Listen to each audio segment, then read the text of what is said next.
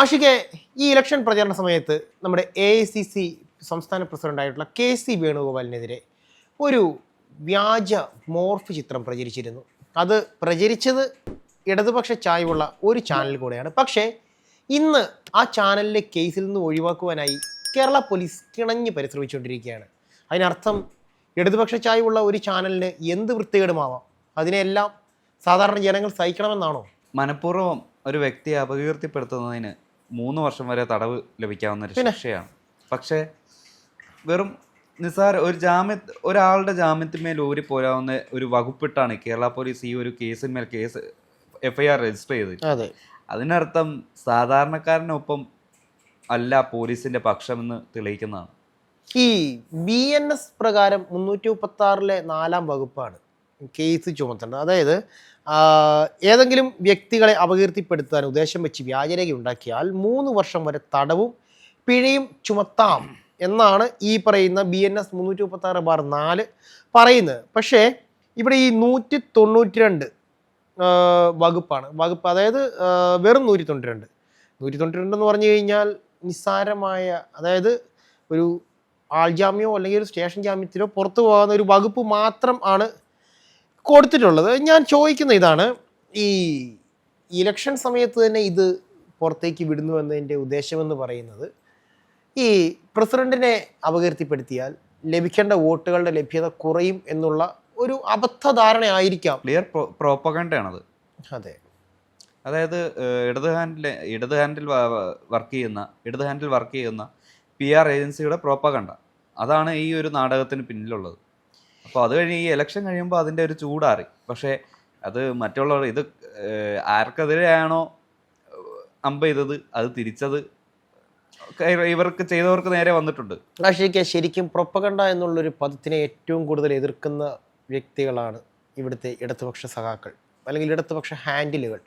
നമുക്കറിയാം, പ്രൊപ്പഗണ്ട എന്നുള്ള വാക്ക് അവരുടെ കുടുംബസ്വത്ത് പോലെയാണ്. പ്രൊപ്പഗണ്ട ഞങ്ങൾ അനുവദിക്കില്ല, പ്രൊപ്പഗണ്ട മൂവികൾ, പ്രൊപ്പഗണ്ട സ്റ്റോറികൾ, പ്രൊപ്പഗണ്ട തിങ്സ് ഞങ്ങൾ അനുവദിക്കില്ല എന്ന് പറയുമ്പോഴും അവർ ഒരു വലിയ പ്രൊപ്പഗണ്ടയെ ഫോളോ ചെയ്യുകയാണ് അല്ലെങ്കിൽ പിന്തുടരുകയാണ്. എതിരാളികളെ ഏത് ഹീനമാർഗത്തിലൂടെയും തോൽപ്പിക്കുക എന്നുള്ള ഒരുതരം പ്രൊപ്പഗണ്ട.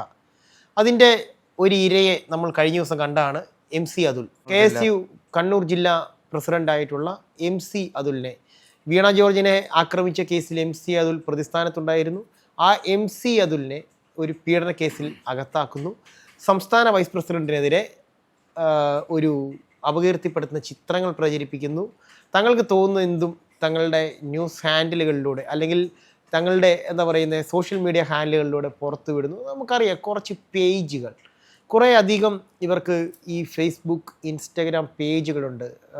അതിൽ ഏറ്റവും പ്രശസ്തനാണ് പോരാളി ഷാജി. ഈ പോരാളി ഷാജി ഇപ്പോൾ കുറച്ച് പിൻവലിഞ്ഞ മട്ടാണ്. പോരാളി ഷാജി ആര് എന്നുള്ള അന്വേഷണങ്ങൾക്കൊടുവിൽ പോരാളി ഷാജി പിന്നിലേക്ക് മാറി നീങ്ങുമ്പോൾ പോരാളി ഷാജിക്ക് പകരം അതിനെ വെല്ലുന്ന ചില പേജുകളാണ് ഇപ്പോൾ വന്നിട്ടുള്ളത്. അതിൽ കുറച്ചെണ്ണത്തിൻ്റെ പേര് എനിക്കറിയില്ലെങ്കിലും അത് വ്യക്തമായി ആഷിക്കിന് അറിയാവുന്നതാണ്. അതിലൂടെ വരുന്ന പോസ്റ്റുകൾ നുണേഷൻ, ഫേമസ് ആയിട്ടുള്ള നുണേഷൻ, അത് ആരെയാണ് ഉദ്ദേശിക്കുന്നത്?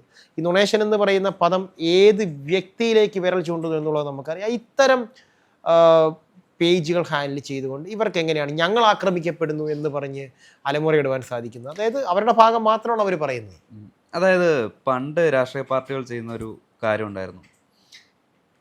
ആൾക്കാർ കൂടുന്ന കവലയിൽ ഒരു പന്തൽ കെട്ടി 4 കസേരയൊക്കെ ഇട്ട് കവലപ്രസംഗം നടത്തുമായിരുന്നു. പക്ഷേ അവിടെ നിന്ന് ഇങ്ങോട്ട് പോരുമ്പോൾ ഡിജിറ്റൽ മീഡിയ വഴിയായി ഈ സോഷ്യൽ മീഡിയ ആക്രമണം കാര്യങ്ങൾ അറിയാലോ. മുമ്പുള്ള കാലഘട്ടങ്ങളിൽ രാഷ്ട്രീയ പാർട്ടിക്കെതിരെ ആരോപണങ്ങൾ ഉന്നയിച്ചിരുന്നത് ഒരു കവല പ്രസംഗങ്ങളിലൂടെയായിരുന്നു. അതായത് ഒരു ജംഗ്ഷനിൽ ഒരു പത്താളെ കൂട്ടി ഒരു സ്റ്റേജ് കെട്ടി 4 കസേരയിട്ട് കവലപ്രസംഗം നടത്തുക എന്നതായിരുന്നു പ്രധാന ഒരു ആയുധം. പക്ഷേ ഡിജിറ്റലിൻ്റെ ആ ഒരു ഉപയോഗം വന്നതിന് ശേഷം സൈബർ കടന്നലുകളാണ് ഈ ഒരു ദൗത്യം ഏർപ്പെടുത്തിയത്. ഈ സൈബർ കടന്നലുകളുടെ മറ്റൊരു വേർഷനാണ് ഇതുപോലെ നമ്മൾ പറയുന്ന സോ കോൾഡ് ചാനൽസ്. ആ ജേർണലിസം എന്ന് പറയുന്ന ഒരു പ്രൊഫഷനെ ഇവർ പാർട്ടിക്ക് വേണ്ടി ഉപയോഗിക്കുകയാണ്. ഒരു കോടാലി പോലെ ഉപയോഗിക്കുകയാണ്. ഇപ്പോൾ എതിരാളിയുടെ പ്രതിച്ഛായ പൂർണ്ണമായും തകർക്കുക എന്നുള്ളത് മാത്രമാണ് അവരുടെ അജണ്ട.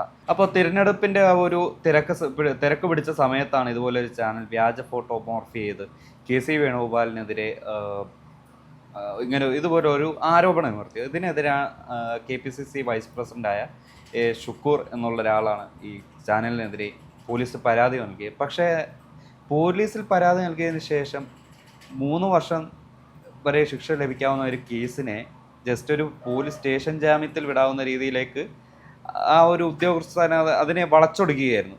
ഇത് തന്നെ ഒരു ജനാധിപത്യത്തിന് ഒരു എതിരല്ലേ? അതെ, തീർച്ചയായും ജനാധിപത്യം ഇവിടെ ഹന്നിക്കപ്പെടുകയാണ്.